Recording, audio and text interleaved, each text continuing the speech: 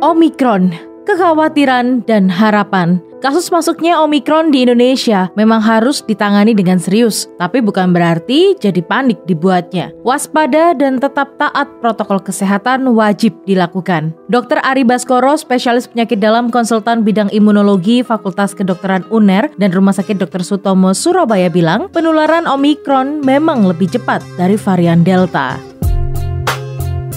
Prinsipnya cepat atau lambat, memang bisa kita prediksi Omikron itu pasti akan masuk Indonesia karena sudah dinyatakan secara resmi oleh Pak Menkes ya, memang sudah terdeteksi di Indonesia ya. Ya harapan kita semua tidak usah terlalu gelisah karena sebetulnya ada hikmahnya kalau saya memandang dari sudut keilmuan saya, jangan terlalu cemas karena perkembangan yang kami ikuti dan dari perkembangan keilmuan dari teman-teman ahli imunologi di luar negeri. Jadi virus ini, Omikron ini memang daya tularnya itu jelas, itu sudah terbukti betul, meningkat kalau dibandingkan varian Delta. Varian Delta itu masih kalah dibanding Omikron. Jadi Omikron itu dinyatakan tingkat penularannya 4,2 kali lipat dibanding varian Delta. Itu penularannya ya, berarti dengan cepat sekali dia akan menyebar.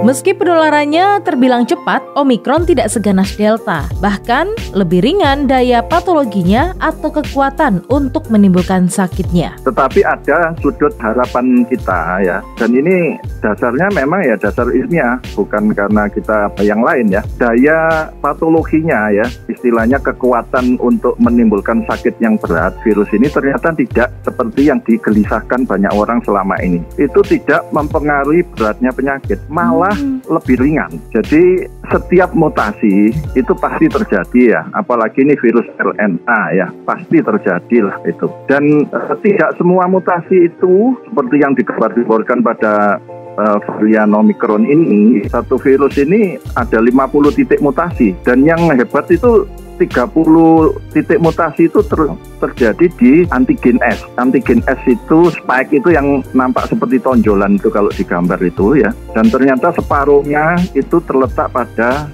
segmen yang menentukan, namanya RBD ya, reseptor binding domain. Jadi RBD ini tempat melekatnya virus ini pada sel manusia sehingga virus bisa menular. Nah itu di situ lokasinya. Jadi memang jelas karena lokasinya di situ, maka memang terbukti dia menular ya. Tetapi, nah ini tetapi, kalau saya ini hikmah ya, ternyata perkembangannya tidak seganas varian Delta. Hikmah dan harapan dari munculnya varian Omikron ini, kata Dr. Ari, akan semakin cepat menciptakan kekebalan kelompok atau herd immunity, baik secara alamiah ataupun vaksin, dan semoga menjadi penanda berakhirnya pandemi. Nah, jadi apa yang bisa kita petik dari ini? Sangat mungkin nanti skenarionya kita berharap, saya dari sudut keilmuan kami ya, nanti kalau orang sudah banyak terpapar oleh virus yang ringan ini ya, insya Allah betul-betul ringan ya, tidak menimbulkan dampak kematian, tidak menimbulkan sakit yang berat, tapi kita disangoni istilahnya kali imunitas yang protektif, maka insya Allah kita bisa terhindar dari infeksi virus yang berat seperti varian Delta.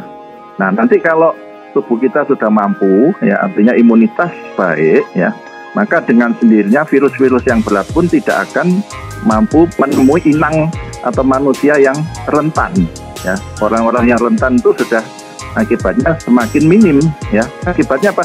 Virus sudah tidak punya kesempatan untuk menginfeksi orang lain. Maka berakhirlah pandemi. Itu suatu pelajaran kurang lebih ada dasar ilmiahnya, juga harapan.